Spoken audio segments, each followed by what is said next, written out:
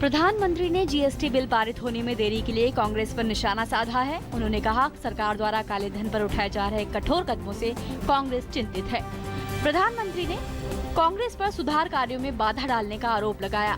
भोपाल में बीजेपी कार्यकर्ताओं को संबोधित करते हुए नरेंद्र मोदी ने कहा कि देश के विकास, जनता की भलाई के काम और लोकतंत्र के मार्ग में हवालाबाज रुकावटें खड़ी कर रहे हैं।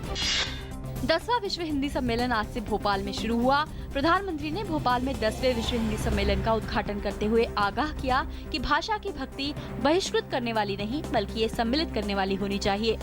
आने वाले दिनों में दुनिया में अंग्रेजी और चीनी भाषा के साथ हिंदी का दबदबा बढ़ने के संकेतों के बीच प्रधानमंत्री नरेंद्र मोदी ने आगाह किया कि आने वाला जमाना डिजिटल दुनिया का है। भारत और पाकिस्तान के बीच लगातार टकराव और तनाव के बीच दिल्ली में डीजी स्तरीय बातचीत हो रही है। बातचीत के लिए पाकिस्तानी रेंजर्स का 15 सदस्यीय दल बुधवार को दिल्ली पहुंचा था। इस दल की अगुवाई पाकिस्तानी रेंजर्स के DG major general Umar Farooq कर रहे हैं, जबकि दिल्ली में होने वाली मुलाकात में बीएसएफ का नेतृत्व डीजी डी.के. पाठक कर रहे हैं। बिहार विधानसभा चुनाव के लिए राजनीतिक दलों के बीच सरगर्मी बढ़ गई है। आज राष्ट्रीय लोक समता पार्टी के साथ बीजेपी के बिहार चुनाव प्रभारी अनंत कुमार और भूपेंद्र यादव ने बैठक की। बैठक के साथ पत्रकारों से बातचीत करते हुए उपेंद्र कुशवाहा ने बताया कि उनकी पार्टी एनडीए के साथ है, लेकिन शीर्ष नेतृत्व से राज्य में चुनाव के लिए सीटों के बंटवारे जल्द करने की मांग भी दोहराई। उधर भाजपा नेता अनंत कुमार ने कहा है कि सीटों के बंटवारे के मुद्दे पर एनडीए के तमाम घटक दलों से वार्ता कर जल्द फैसला लिया जाएगा। उच्चतम न्यायालय ने दिल्ली उच्च न्यायालय के उस आदेश को निरस्त कर दिया है, जिसमें उबर बलात्कार मामले में पीड़िता सहित अभियोजन के 13 गवाहों को फिर से बुलाने और दोबारा पूछताछ करने को मंजूरी दी गई थी। इस मामले में उच्च न्यायालय ने आरोपी कैब चालक के आग्रह पर पीड़िता सहित अभियोजन के 13 गवाहों को फिर से बुलाए जाने को मंजूरी दी थी और कहा था कि उनसे नियमित आधार पर जिरह की जाएगी।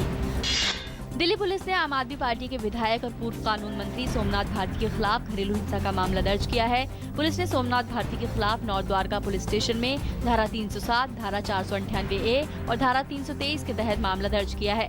सोमनाथ भारती के खिलाफ ये मामला उनकी पत्नी लिपिका मित्रा ने दर्ज कराया है। केंद्रीय कृषि मंत्री और बागवानी आयुक्त जल्द ही सूखे की स्थिति के आकलन के लिए सूखा प्रभावित राज्यों का दौरा करेंगे। 10 सितंबर का दिन देश के इतिहास में भारतीय सेना की वीरता और बलिदान के स्वर्णिम अध्याय के रूप में दर्ज है। आज ही के दिन सन 1965 में भारतीय सेना ने न केवल इतिहास की सबसे बड़ी जीतों में से एक मानी जाने वाली विजय हासिल की थी, बल्कि आज का दिन भारत माँ के एक ऐसे सपूत की बहादुरी और बलिदान के लिए भी याद किया जाता है, जिसने आक्रमणकारी पाकिस्तानी सेना पर भारत की ऐतिहासिक जीत के लिए अपनी कुर्बानी दे दी। इस महान सपूत का नाम था 4 ग्रेनेडियर्स के हवलदार अब्दुल हमीद।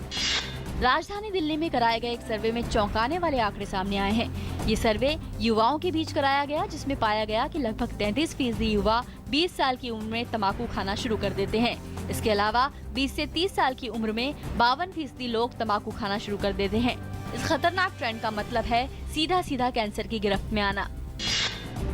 आध्यात्मिक गुरु माता अमृतानंदमयी द्वारा स्थापित माता अमृतानंदमयी मठ नमामि गंगे योजना में 100 करोड़ रुपए दान देगा। शुक्रवार को केरल के कोल्लम में आयोजित एक कार्यक्रम में अम्मा के नाम से मशहूर अमृतानंदमयी देवी केंद्रीय वित्त मंत्री अरुण जेटली को 100 करोड़ रुपए का ड्राफ्ट सौंपेंगी। इन रुपयों का इस्तेमाल गंगा किनारे बसे गाँव में गरीबों के लिए शौचालय के निर्माण में किया जाएगा। यूरोपीय परिषद के अध्यक्ष डोनाल्ड टस्क ने कहा है कि शरणार्थी मामले पर आरोप प्रत्यारोप के जारी रहने से समस्या से नहीं निपटा जा सकता। उन्होंने अंतर्राष्ट्रीय बिरादरी से इस मौके पर समन्वय स्थापित करने की अपील करते हुए कहा कि यूरोप उत्तरी अफ्रीका से आने वाले शरणार्थियों के लिए सामूहिक प्रतिक्रिया चाहता है। सीरिया सेना ने पूर्वोत्तर प्रांत इदलिब में अपने आखिरी सैन्य ठिकाने का नियंत्रण भी खो दिया है। अल कायदा से जुड़े नुसरा फ्रंट के चरमपंथियों ने इस सैन्य हवाई अड्डे पर कब्जा कर लिया है। सरकारी मीडिया की माने तो सीरियाई सेना इस सैन्य ठिकाने से हट गई है, जबकि विद्रोहियों ने ऐसे वीडियो जारी किए हैं जिनमें सैनिकों को ये कहते हुए दिखाया गया है कि वे कैदी बना लिए गए हैं। लिएंडर पेस और स्विट्जरलैंड की मार्टिना हिंगिस की जोड़ी ने यूएस ओपन के मिश्र युगल वर्ग के फाइनल में जगह बना ली है। पेस हिंगिस की चौथी वरीयता प्राप्त जोड़ी का सामना रोहन बोपन्ना और चीनी ताइपे की यूंग जैन चैन की दूसरी वरीयता प्राप्त जोड़ी से था।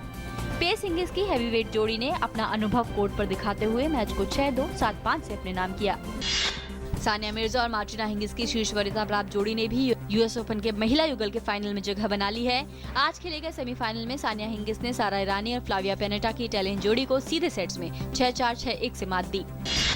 विश्व की सबसे बड़ी मोबाइल कंपनियों में से एक एप्पल ने आज तक के सबसे बड़े आईपैड को लॉन्च कर दिया है। सैन फ्रांसिस्को में लोगों से खचाखच भरे समारोह में एप्पल ने 12.9 इंच के आईपैड प्रो की घोषणा की। आईपैड प्रो में एक स्मार्ट कीबोर्ड दिया गया है और एक कलम भी इसके साथ है, जो एप्पल पेंसिल का ही रूप है। इसमें माइक्रोसॉफ्ट और एडोब की एप्लीकेशन भी चलाई जा सकेंगी।